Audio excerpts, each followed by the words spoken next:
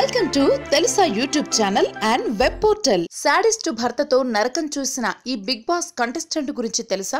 Big boss షోలో మొత్తం 14 మంది పార్టిసిపెంట్స్. ఇందులో ఆల్రెడీ జ్యోతి, సంపు వెళ్లిపోయారు. ఇక మిగిలింది 12 మంది. ఈ 12 మందిలో అందరినీ ఆకర్షిస్తున్న వ్యక్తి కల్పన. కల్పనను ఇప్పటి వరకు అందరూ మేకప్ లో చూశారు. కానీ బిగ్ బాస్ షోలో మేకప్ లేకుండా చూసేసరికి అందరూ షాక్ అయ్యారు. ఆమెను తిట్టుకోవడం మొదలు పెట్టారు. అయితే ఆమె జీవితంలో ఉన్న విషాద గాథను వింటే ఎవరికైనా కన్నీళ్లు తిరగక మానవు. కల్పన చిన్నప్పటి నుంచి చదువుల్లో ఫస్ట్, పాటల్లో ఫస్ట్. ఒక్కటేమిటి, ఏ రంగంలో ఉన్నా అందరికంటే ముందు ఉండటమే ఆమెకు తెలిసింది. చిన్నప్పటి నుంచి శాస్త్రీయ సంగీతం నేర్చుకున్న కల్పన క్లాసికల్ సాంగ్స్ తో పాటు ర్యామ్ సాంగ్స్ ని అద్భుతంగా పాడగలదు. దీంతో ఆమెకు సినిమాల్లో అవకాశాలు వచ్చాయి. అయితే కల్పనకు బాగా పేరు తెచ్చిన సినిమా ఖడ్గం. ఈ సినిమాలోని ముసుగు వేయొద్దు మనసు మీద అనే పాటతో కల్పన బాగా పాపులర్ అయింది. అయితే ఆమె జీవితంలో జరిగిన సంఘటనలు మాత్రం ఎవ్వరికీ తెలీదు. కెరియర్ పీక్ లో ఉండగా ప్రేమించిన వ్యక్తిని పెళ్లి చేసుకుంది కల్పన. అయితే కల్పన ఎదుగుదలను చూడలేని ఆమె భర్త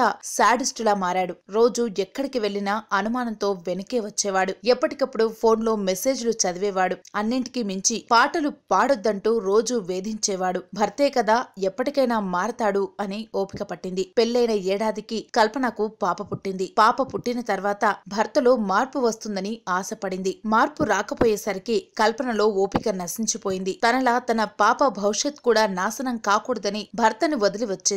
విడాకులు తీసుకుంది. ప్రస్తుతం కల్పన ఆశ, జీవితం అన్ని తన పాపే. ఆ పాప కోసమే బతుకుతోంది. కేవలం పాప కోసమే పాటలు పాడుతోంది. పాప కోసమే ఇప్పుడు బిగ్ బాస్ షో చేస్తోంది. బిగ్ బాస్ షోలో వచ్చే డబ్బుల్ని తన పాప భవిష్యత్ అవసరాల కోసం ఉపయోగించుకోవాలని అనుకుంటోంది కల్పన. జీవితంలో ఇన్ని కష్టాలున్నా కుంగిపోకుండా ముందుకు సాగుతున్న కల్పన అందరికీ నిజంగా ఆదర్శప్రాయం. Thanks for watching. ఈ వీడియో మీకు నచ్చినట్లయితే లైక్ చేయండి, షేర్ చేయండి.